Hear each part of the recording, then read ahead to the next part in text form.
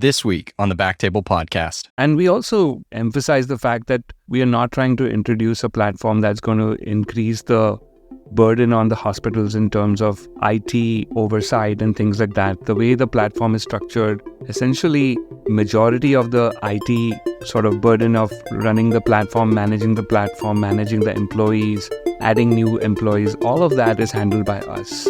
So we really kind of try to insulate our clients from anything that they would perceive as added man hours for them to run this software platform.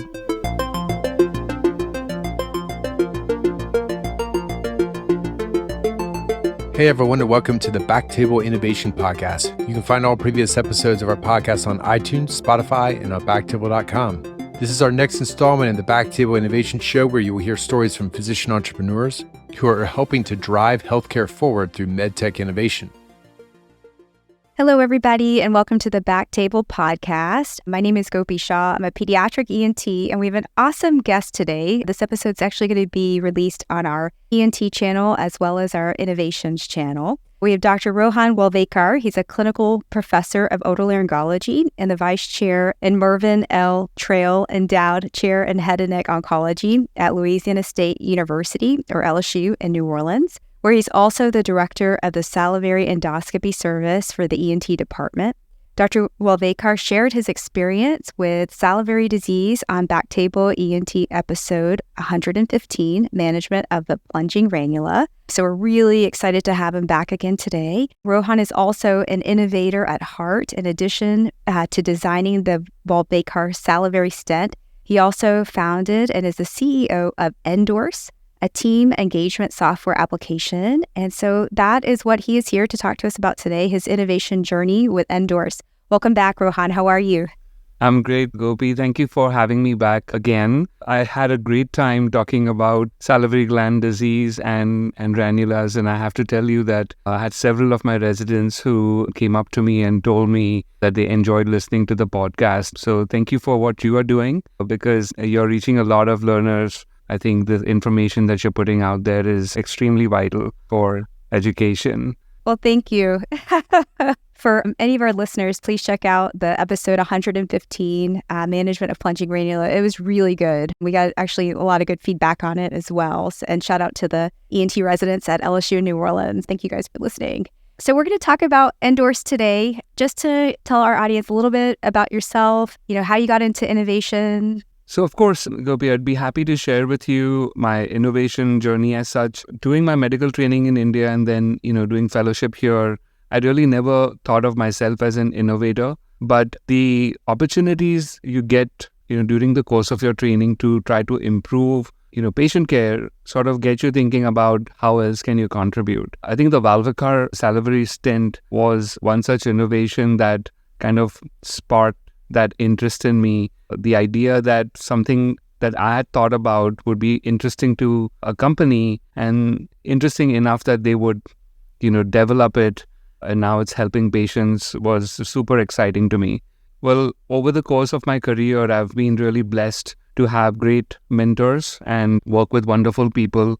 And I've always found that being positive, staying positive, creating a positive vibe and around yourself has always served me well, whether it's making good relationships or just having a better, calmer presence in the OR. I think positive energy has a significant impact on just team building, team engagement, people feeling good around you, and also ultimately patient care. And I think COVID underscored the importance of recognition. But before that also, I really felt like within the healthcare space, recognition was not something that physicians or healthcare providers in general are comfortable with. We are always critical of ourselves. We can never do enough.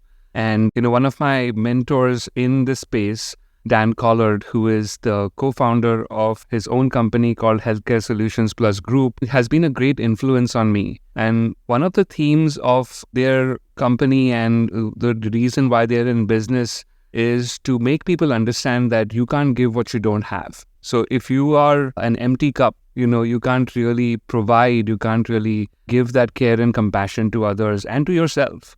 And so I created nDorse as a means of creating a positive work environment in the healthcare space.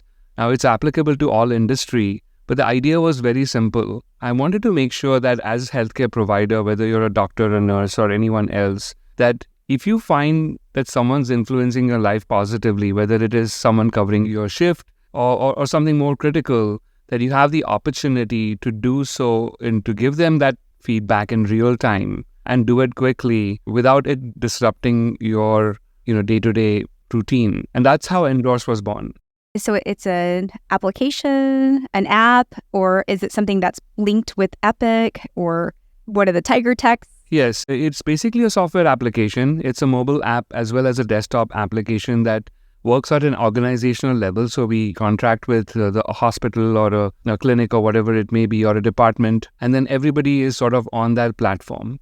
And so you can basically access it in many different ways. It works as simply as like if we were to go out of this meeting and I wanted to recognize you and we were on nDorse, I would be able to pull you up on nDorse or any of your team members and then give them that pointed recognition, focusing on, we call it meaningful recognition. So focusing on why you deserve that recognition. And one of the mandatory things about that process is to tag that recognition to mission and values. So there's a way to tag it to mission and values. And then we also have hashtags that help you drive certain behaviors. So during COVID, we had a hashtag called Sleeves Up. Or for example, there may be a hashtag called, patient safety or fall prevention or quality or diversity. And it helps make you think about the kinds of actions and behaviors that exemplify those qualities. So it's very simple. That's what it's about. So when I want to give a recognition, do I free text something like, thank you for your help? Or are there pre-written messages? Are there stars, emojis, pictures? Yeah, of course. So we try to make it fun. So you can certainly either dictate a message or just type a message in. Like I said, there are some sort of things that you have to do, like select certain core values and hashtags to kind of tie that message to something that is objective and trackable and that can be analyzed. But then we also make it fun by having emojis and GIFs attached to it. So you can even add pictures if you'd like, and then that goes in real time to the person who's receiving that endorsement. That's really cool. So it's for hospitals, institutions, organizations. Do you see this in a clinic setting? And do you also see it in non-clinical settings as well, its use? Yeah, absolutely. So this is an organizational tool, right? I mean, it's for any team that is driven by culture and understands the value of feedback and recognition. I mean, given the fact that I'm a physician, I was able to generate a lot of contacts and, most of my clients have been healthcare based, but we've had several departments, Department of Medicine, some neurosurgery department and oromaxillofacial surgery department, and one in anesthesia use the platform. And then in non-clinical settings, it was super exciting for us to get connected to some schools in New Orleans. We are based in New Orleans, and there's some local charter schools that started using the platform for teacher and staff recognition. One of the ways they would help celebrate the teachers was get feedback from parents and grandparents and visitors on their staff. One of the schools, Hines Elementary School, which is one of the best schools in the region, they decided to use nDorse, and they ran a campaign where they used nDorse on their website and invited parents, grandparents, and visitors to commend and recognize their teachers. And over a 2-week period, they got over 500 endorsements.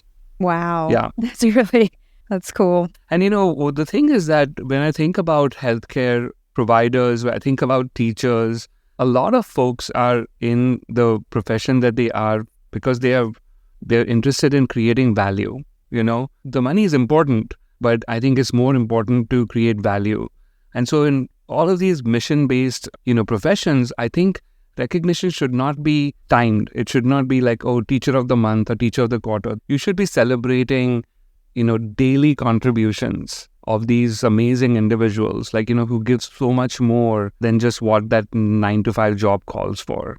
So I think it's resonated really well with a lot of schools. We have certain other organizations. We have a CPA firm in Baton Rouge that has started using nDorse, and I would not think of that as a typical client. But here you go. I mean, there's a fantastic group of people, Garrity CPA. They're located in several different cities within Louisiana. And one of the things that they find difficult to do is connect across these remote sites. And so nDorse is a perfect way for them to keep everybody in the loop as to what is happening at an organizational level. And then we have an amazing organization, Floyd Lee Locums, which is a locum tenens organization that helps place physicians, at different places for locums. And I mean, Gopi, I think you would love to interview them at some point, because Natasha Lee, who's the CEO of the organization, I just happened to meet her in person actually a couple of days ago. Just an amazing individual and culture that they've generated. And one of the joys of doing nDorse has been to meet such people. That's really cool. I think the feedback in real time, we talk about a little bit of that, like with residents, medical students, about, if you have feedback, make sure you talk to them right after the case, or let them know, after you've seen the patient, if there's something that especially we focus on what they need to work on, right? But that positive feedback and, that recognition, that impact is there to, really fuel somebody to want to do more. And like you said, it pushes the value and the mission forward. Let's take it to the beginning. How did you come up with the idea? Was there like a specific light bulb moment? Were you talking to, talking about something? Did something happen during the day that you were like, hey, how did you come up with the idea? Yeah, so I think a couple of things led to why I wanted to do this. As I was kind of involved in a lot of committees within the hospital that sort of dealt with engagement, physician and nursing engagement and all those kinds of relationships. And I'd say that there was one point in our practice that the nursing turnover was so high that we didn't even know who was the nurse at that point in time. It is incredible the amount of turnover that we see in our clinic spaces. And the fact that we are not connected on a more personal level to many of the people who we work with affects ultimately how patients perceive our practices. And so I began to see a trend and felt like there was a void in this particular space. Now, I have to say that I was very fortunate to be in New Orleans, because New Orleans actually has a very vibrant startup community over here. I was surrounded by friends who are not only physicians, but also tech entrepreneurs and in the IT space. And so the stars aligned. I got the right advice. I got the right feedback. And I said that, hey, why not create something which is easy to do and can help bridge this gap? Wanted to create something which I call is a frictionless recognition. So technology shouldn't be something that bogs you down to do a particular task. It has to be frictionless so that it makes things easier. And so if you go to the nDorse platform, if you go to our website, www.nDorse.net, spelled as NDORSE, one of the things that opens up in the beginning is a video of how an endorsement is given. And literally, Gopi, you can give an endorsement or feedback to someone within 30 to 45 seconds. That's really cool. So you came up with the idea, you had a great, some people to talk to that were outside of the healthcare space, which for something that's innovative, that's key, right? Like having different ideas, different perspectives. What made this idea stick? What was it about this idea? Because, right, we all kind of come up with like, well, God, I wish I had this, whether it's a tool or, an app or something. But what was it about this idea that you were like, what? This is something that needs to happen. It's going to stick. Yeah, I don't know. Sometimes you feel really passionate about something. And that doesn't mean it's always the right idea. I have to tell you that the journey to create nDorse and to make it a viable product and make it a stable product that people enjoy and is creating a difference has not been an easy one and continues to be a struggle in many ways. But you got to commit at some point. At some point, you have to say that, is this idea impactful enough for me to be able to stand behind it? And I just made that call at that time. I felt like no matter what happens, whether it becomes successful or not, that every time someone's using the platform, it's creating a difference in somebody's lives. I thought that kind of the mission of what we were trying to do was very, very close to me, because I'm like that. Like, I love helping people. And so I guess that's one of the reasons I wanted to do it.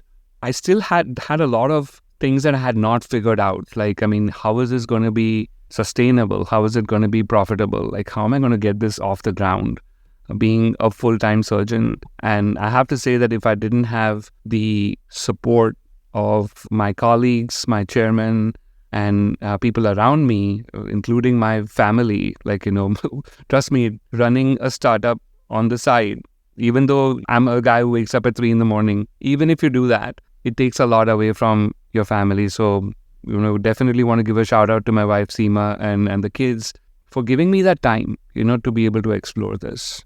It's funny that you say that because, for BackTable, this was something that my husband, Aaron, thought of and wanted to do, something that he was super passionate about. But the initial idea was not podcasting. The initial idea was creating an app to, have physicians come on to be able to rate the devices they were using. So, because when you first come out into practice, you're like, oh, do I use, if I'm going to balloon, for subglottic stenosis or something, are people using this balloon or that balloon? And, is there a certain tip or trick? But you would need physician engagement, right? And so the podcast initially was thought of a way to, okay, well, maybe we can get people to engage on the app. But it quickly became like, hey, this is actually the product. And this is so much more valuable in itself. And so you're right. Sometimes you come up with an idea, and if you are super excited about it, it's kind of like you got to take the step, because if you don't, you're going to kind of keep thinking about it or whatnot. And once you do, you may not land in that place where you thought it was going to be, but it might take you somewhere even better. So it's one of those, you're right. It's not like the dominoes are aligned day one. But for nDorse, did you have to do any market analysis or market research or anything like that? Are there other, types of applications that are similar, anything like that? I did do some. I have to say, like, I was determined to do this. Like, I mean, nothing was going to stop me from creating the platform. But I did go about it in a sort of a non-traditional way. I mean, technically, you would do a market research and find out, like, which other competitors are there in the space and all of that stuff.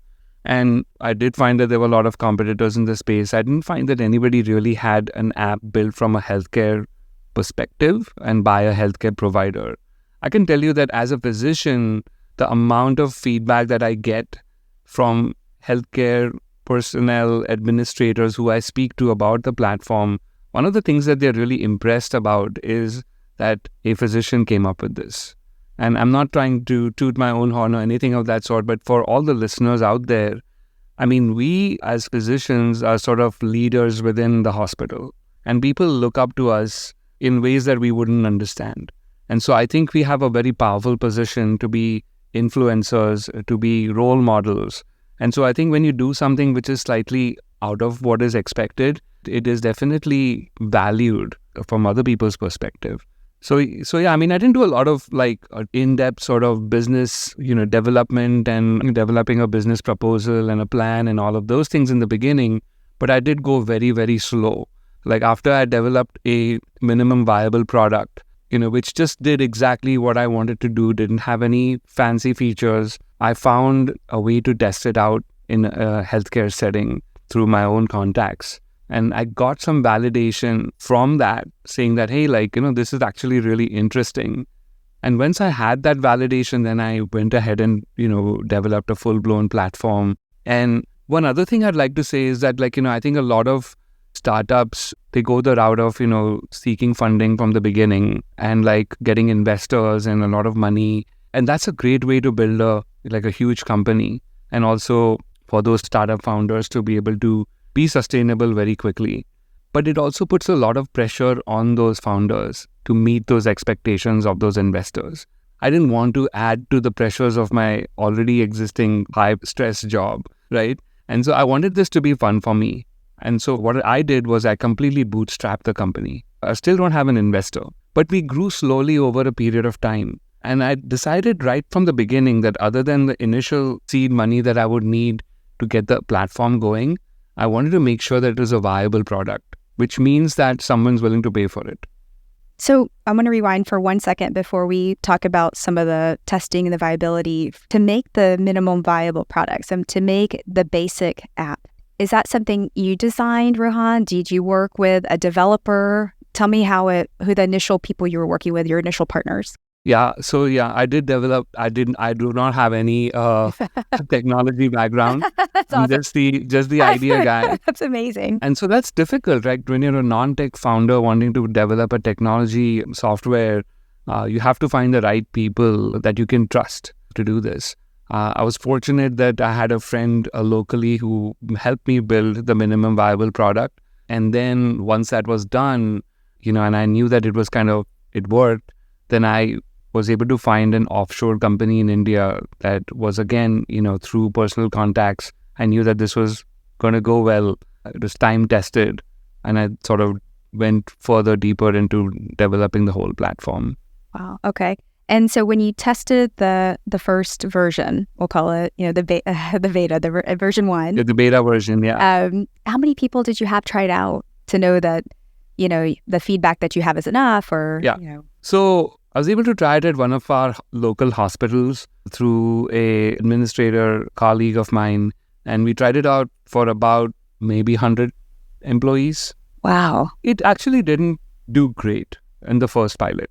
We got like plus minus reviews on it, and it was the adoption. It was not like a true rollout.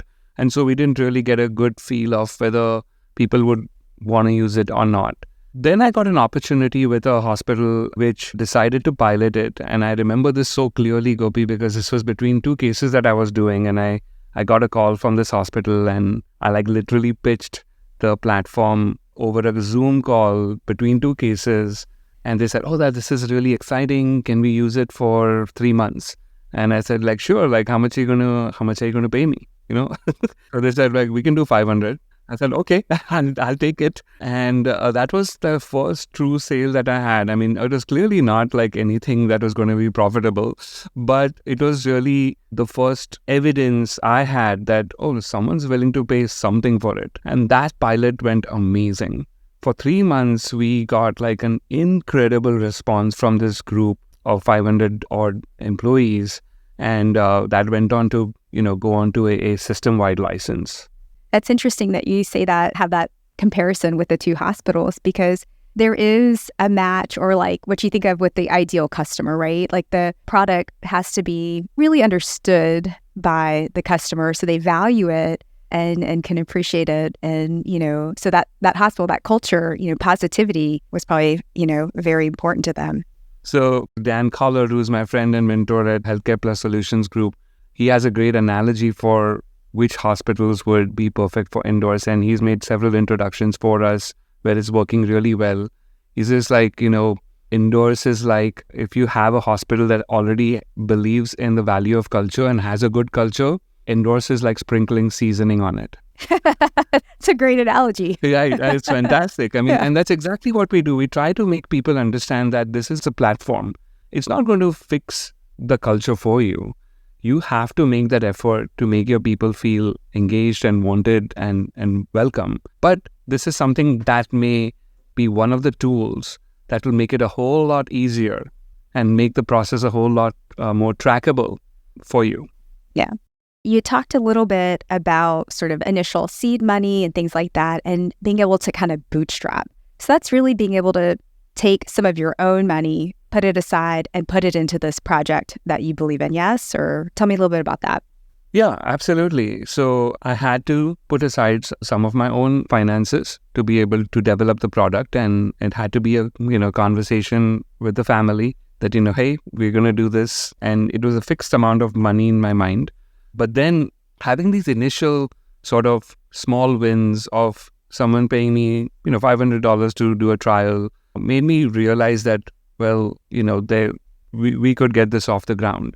And that's why it's taken so long for us to even build the cadre of clientele that we have right now. And it's not a huge company, but I think it's a very successful company in my mind. But very quickly, we were able to get a couple of founding partners who believed in what we were doing. One of them is LCMC Health here in New Orleans. We started with one of their hospitals, University Medical Center, and then slowly expanded across their system to Children's Hospital, to several other hospitals that fall under that banner. And, that sort of helped a lot in terms of helping us bootstrap and also getting the right partners to do case studies with and keep the product evolving over a period of time. So tell me, Rohan, when was the company founded and how many versions? Yeah. Sorry, I didn't mean to cut you off. I'd say that like the initial idea and beta version was somewhere around 2015, 2016. I didn't have a proper product to launch until like mid 2017. That's when we got our first big hospital to try out the platform and start paying for it. And then over the next 3 years or 4 years, we kind of really, developed the product. So I would say between 2017 and 2018 is when we launched like the nDorse that we could actually market. And, it's been challenging because we had a few good years of growth. And then, of course, we had COVID and the post-COVID, seeing that it's a situation that we have with healthcare and, economics around that. And so it's been challenging. I mean, while it was so evident that recognition is such an important part of the recovery process, but I think the healthcare workforce was just exhausted, to have to try something new. So I think, we've had our challenges over the last few years, but in terms of, having that kind of exponential growth. But I strongly believe in the fact that what we are trying to do is a sustainable concept, and that with time, most people will want to have something like nDorse in their organizations. So when you have a new client, what are important parts for giving a good pitch to, whether it's a new client or if you were potentially to have investors in the future? Yes. So I think the important thing is to understand the needs of the client, to understand what is their philosophy for recognition and engagement. And then we try to show them the value add with nDorse, how our current clients are leveraging the tool, how we have been able to show that using nDorse regularly empowers managers and middle management to be able to truly keep their direct reports engaged. And it has an impact on engagement surveys. Those kinds of metrics are extremely important for hospitals. Now, it is difficult to show value in terms of patient care data because that's so multifactorial. But I think there's a lot of research, and some of our research and some of our case studies also attest to the fact that keeping team members happier, understanding where they're coming from, keeping that line of communication going, which nDorse makes possible, truly does change the bottom line for hospitals. So that's kind of what we talk to them about. And we also emphasize the fact that we are not trying to introduce a platform that's going to increase the burden on the hospitals in terms of IT oversight and things like that. The way the platform is structured, essentially, majority of the IT sort of burden of running the platform, managing the employees, adding new employees, all of that is handled by us. So we really kind of try to insulate our clients from anything that they would perceive as added man hours for them to run the software platform. Yeah. And so in terms of, and you kind of mentioned this, but have y'all been able to measure the impact? So are there metrics that nDorse will check in with the hospital, or how do you test or, gauge the impact of nDorse on the hospital? Yes. Thank you. Yeah, no, absolutely. So we have run some collaborative studies with certain clients that have shown that the nDorse is valued, that it does make recognition more trackable and well-defined, that it does improve, team engagement. And so we have some of that data, and there have been several hospitals that have agreed to the fact, and it's again difficult to pinpoint the value of one particular intervention on larger metrics, but several of our hospitals have said that, because of the fact that they do use nDorse, that they have been able to reduce turnover rates, things like that. Certainly, if our potential clients or investors request that kind of information, we can certainly give them a perspective of where we stand with all of that. And tell me a little bit about the nDorse team. Who's part of the team? So I'm the founder, of course, and I'm also the CEO as such. We have a chief technical officer who basically runs all the integration, customer support, and all of that. He's full-time with nDorse. Brian Fu, who's locally based in New Orleans. And then we have Chelsea, who is our vice president of business development, and she's based in Foley, Alabama. And Chelsea has a background in organizational development and also in education. So very well suited for understanding what value we bring to the clients and how to be able to, impact growth for the organization. So it's a very small team. Those are the full-time sort of people. I depend on them heavily to be able to run the company on a day-to-day basis, while I provide sort of parental guidance as such at what direction we want to go. We've been very fortunate to have a host of advisors who've helped us in an honorary capacity. It's incredible, how the mission of what we are doing has resonated with some of these healthcare leaders across the board. And so we lean on those advisors heavily to be able to guide us along the way. And then we have a full-fledged software team in India that basically runs, develops a platform and, make sure that everything is running as it should on 24/7, 365 days. Rohan, can you tell us next steps or where you see the future of nDorse? Yeah, of course. I'm very excited about the future for nDorse. We've, over the last 5 years, proven that it is a recognition platform that healthcare professionals enjoy using. It does what it's meant to do, which means there's validation and reliability. And the goals that we had for this platform, of it being an easy-to-use, frictionless platform, I think, we've got great reviews from people to say that, they enjoy using the platform for those reasons. So we have a very strong product that we believe in. It's working extremely well in healthcare places which are invested in culture. It's also worked in other verticals like we talked about. And so our goal is to expand our footprint at this point. I think the big thing for us is to find strategic partners who can help us get to that next phase of growth. Obviously, me being a full-time physician, time is always of importance for me. And so I do feel that getting a strategic investor partner who can help grow the size of the team and also bring us to a larger audience is essentially what I'm going to be looking to do. It seems that as entrepreneurial business, once it gets to a certain point, it's very difficult as a full-time physician practicing medicine to continue to take it to that next level. Do you ever see yourself cutting some of your clinical time to do more with nDorse to take it to that next step for growth? Or do you ever see yourself hiring somebody else as a CEO so that you're able to continue your clinical practice? You have to be true to yourself. If you fool yourself into thinking that you are something that you're not, then you're likely to fail. That's my philosophy. So I know what I'm good at. I'm good at innovating. I'm good at, building things. But I don't have the skills to be a fantastic CEO. Not right now. That's not what I was groomed to do. I feel like I've done things the best I could in terms of being smart and lean and getting the company to where it is. And I think there was a reason for that. I wanted there to be my signature on the platform. I didn't want it to be driven by investors. But you have to kind of see what is going to be important for you as an individual. I do not want to see myself being in a situation where I'm being told by investors what to do. That's not going to be fun for me to do. And I don't think I'm good at that. So for my particular situation, I see growth by bringing in someone to be the executive team and me doing what I will still be involved with the company on a more global scale or on a broader perspective and bringing my expertise and my experience to help grow the company. I think that would be the ideal situation for me. Having said that, if there is an opportunity that presents itself where I am needed to stay with the company in a little bit more involved capacity for a period of time, I'm certainly willing to do that.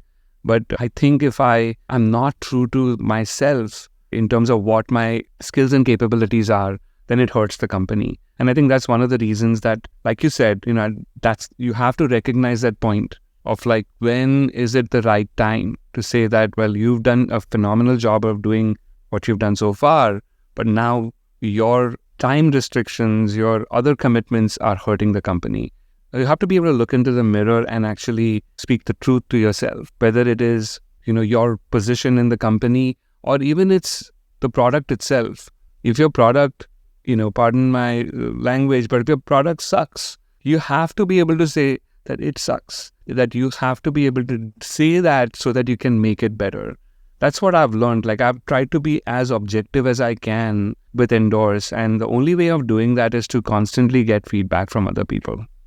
I think you make a great point. I think that, knowing yourself and knowing what you like, what you're good at, what you enjoy, and what you want to do with all that is very important. And it's the same as knowing your product well, but it's also knowing how you run that team. And how you run an OR team is very different than how you run a business, at the end of the day, or, a startup. And so the skills are translatable, but they're applied in a very different way. And so at some point that sort of, fork in the road kind of comes. And, we talk about, this is physician entrepreneurship, but it's the same when you think of like the physician scientist or physician researcher, right? When people, they're powerhouse researchers, well, they're going to then eventually probably want to do 50% or more of their time doing that. They need that to excel and get those NIH grants. Whereas, and it's the same that if you think about it, the same can be applied here.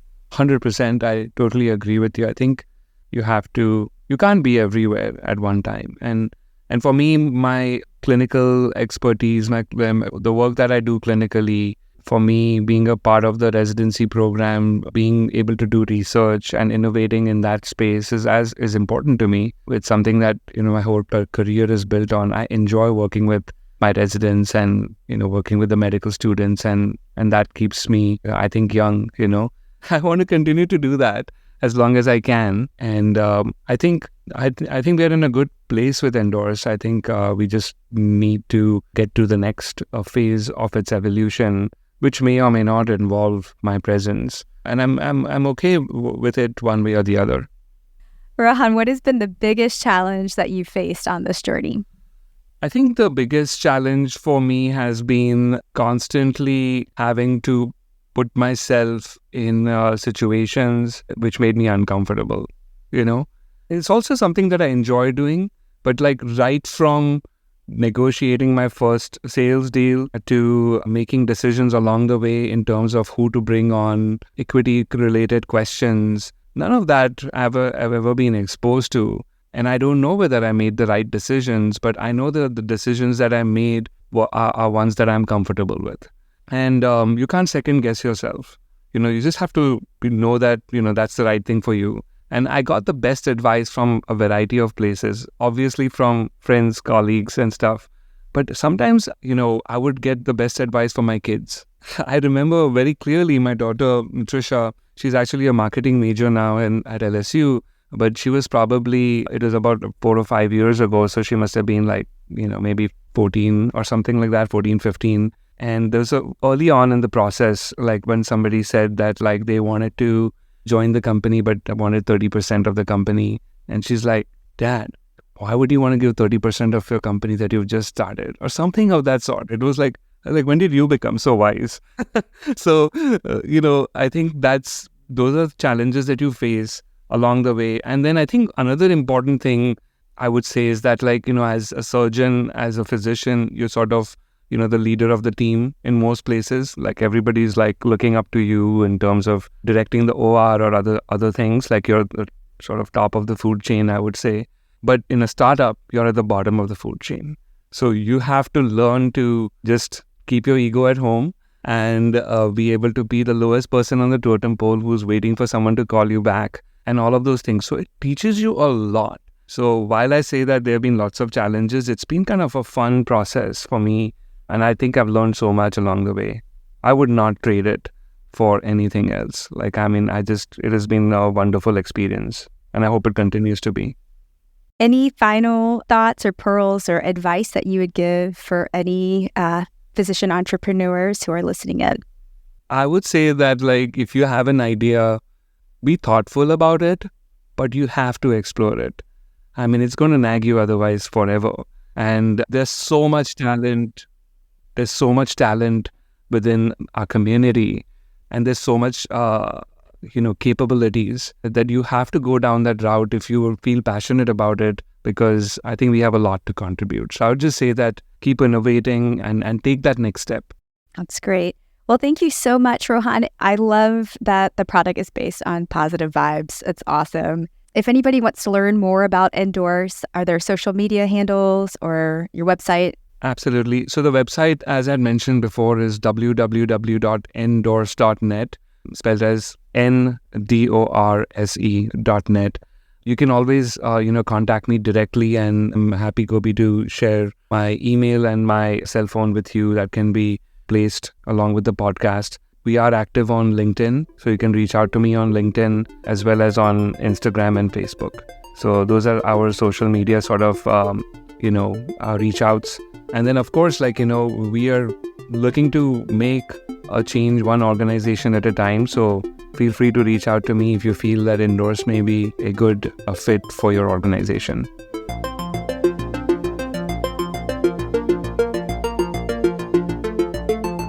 Thank you so much for listening.